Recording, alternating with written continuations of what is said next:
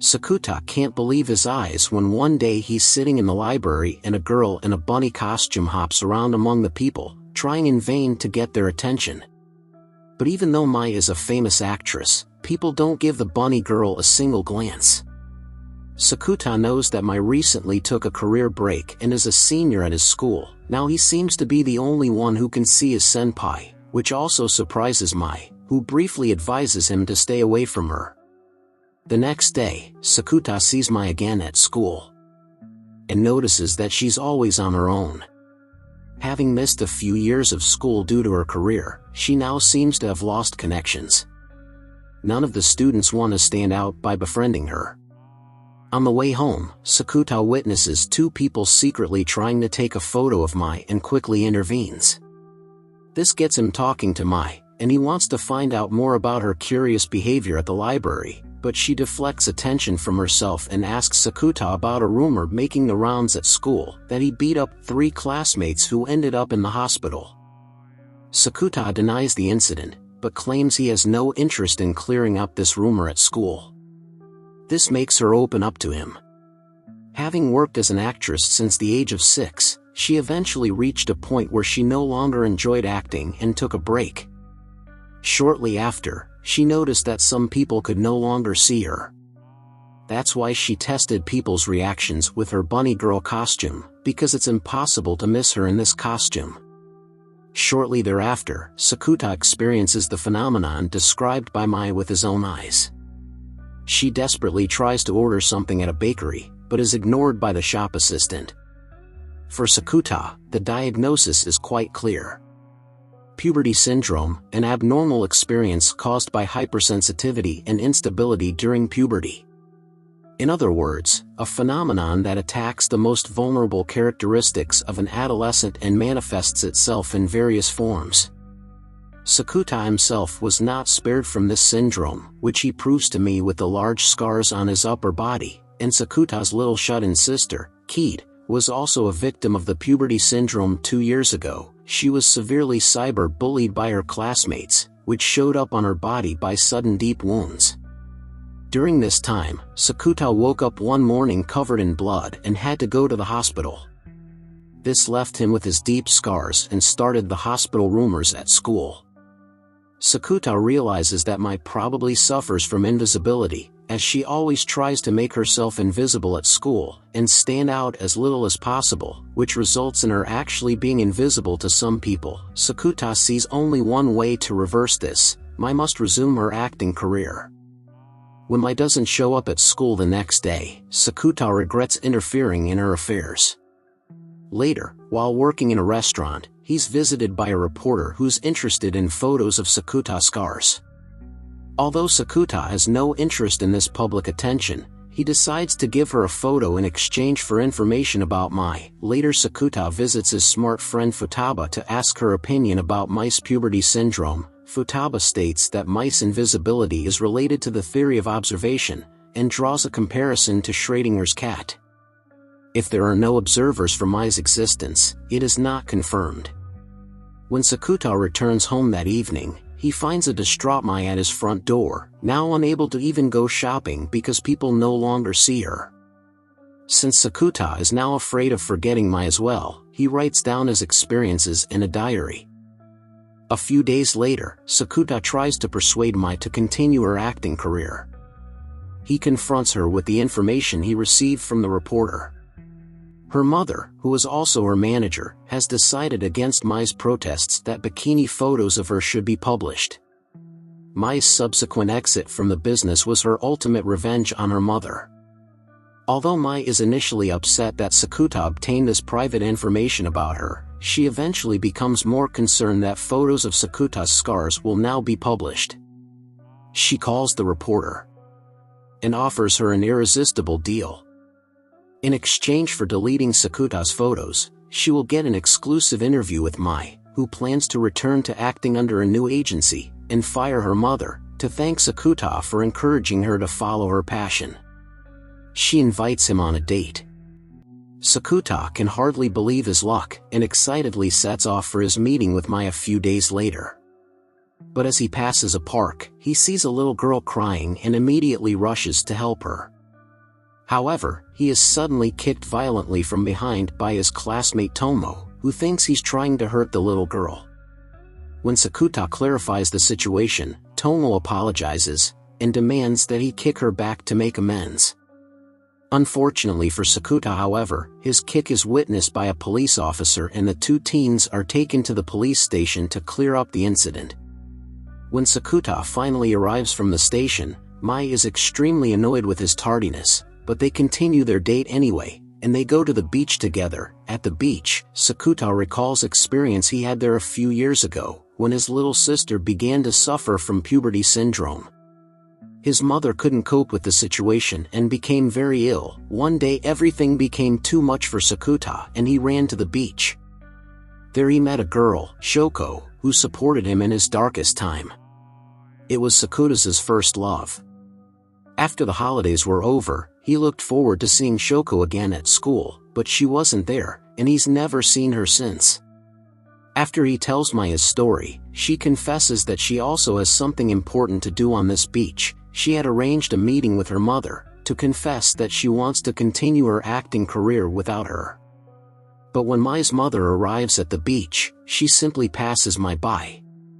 Not even Mai's own mother seems to see her now, and after talking to Sakuta, it becomes clear that she doesn't even remember her daughter anymore.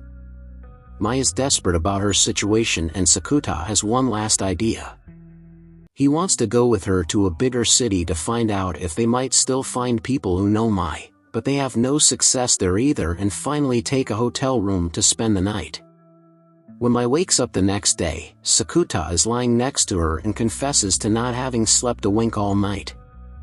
When the two arrived back at the school, Futaba has more bad news.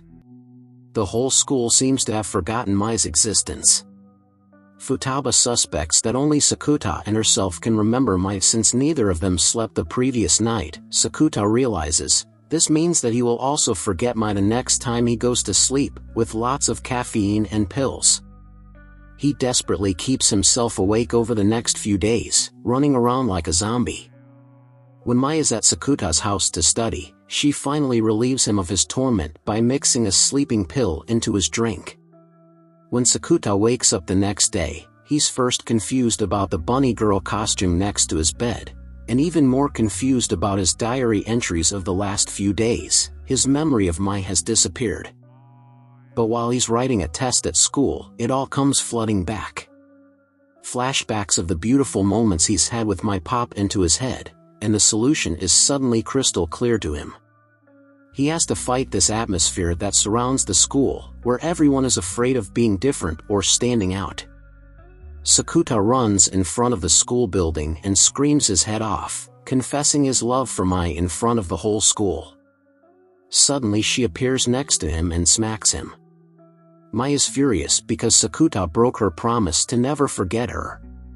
However, Sakuta promises to confess his love to her every single day to make up for it. Mai then shouts to the students that the rumors about Sakuta beating up classmates are not true. The students finally seem to notice her again, and the world has gotten Mai back. But it was not to be Sakuta's last encounter with puberty syndrome. When he wakes up on June 27th, the day seems to start like any other. At school, Mai announces the happy news that she's landed a new role. And Sakuta asks her to be his girlfriend. That night he falls asleep overjoyed, but when he wakes up the next day, he's shocked to find that it's June 27th all over again. It seems as if he's reliving the exact same day, and Mai once again agrees to be his girlfriend. When Sakuta wakes up for the third time on June 27th, he desperately seeks out Futaba.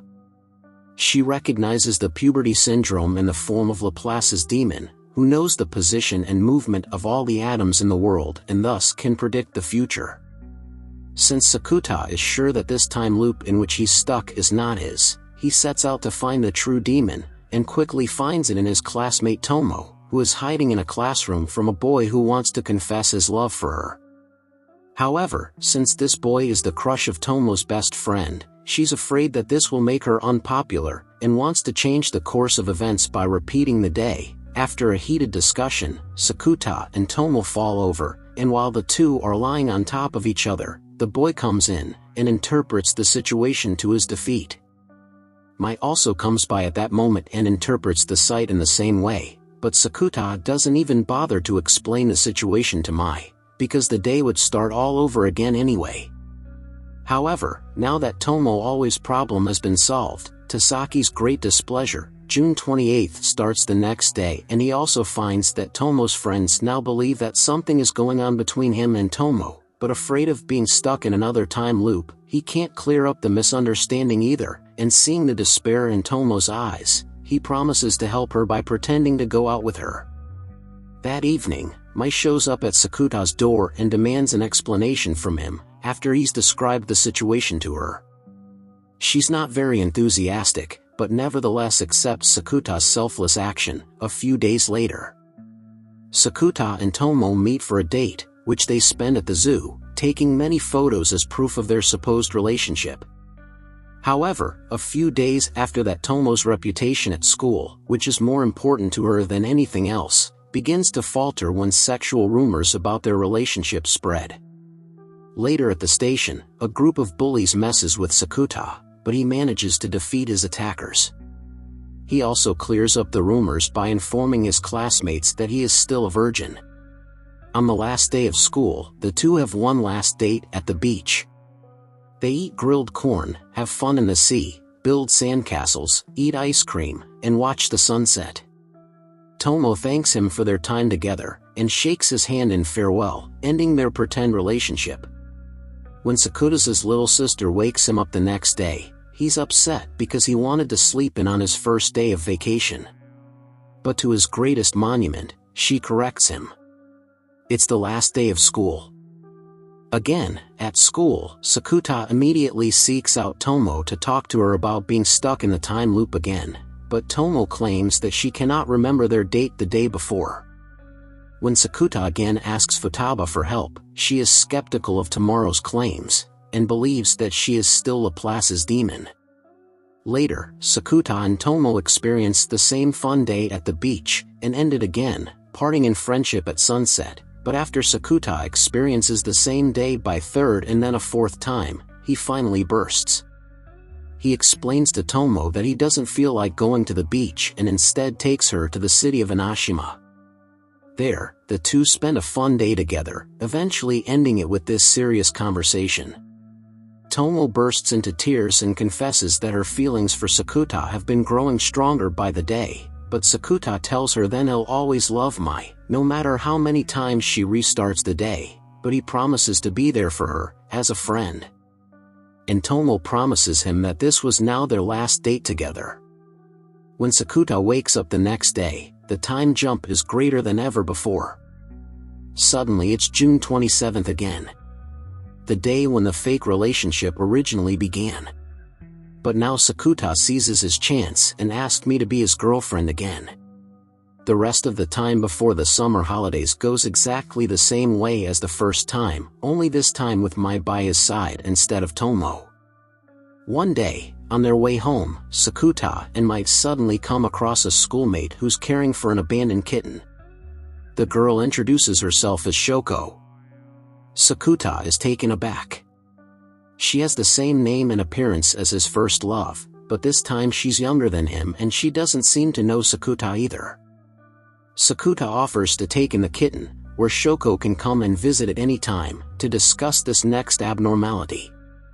Sakuta wants to meet with Futaba and finds her in the library. However, he's taken aback by the drastic glow-up Futaba seems to have experienced later. Sakuta is surprised by Mai at work, and when the two are about to go home from the restaurant, they suddenly see Futaba enter an internet cafe in a side alley. In order to find her, Sakuta calls her and talks to her on the phone when she suddenly walks past them, not talking on the phone. Sakuta and Mai confront Futaba, and she reports that she's been living with a doppelganger for 3 days. Apparently, she has now also caught the puberty syndrome. The next day at school, Sakuta learns the catalyst for the sudden existence of two Futaba. When Futaba got herself a secret social media account a few weeks ago, where she posted revealing pictures of herself, she began to split in two. On one hand, Futaba liked the attention she was getting with these photos. On the other, she disapproved of her means.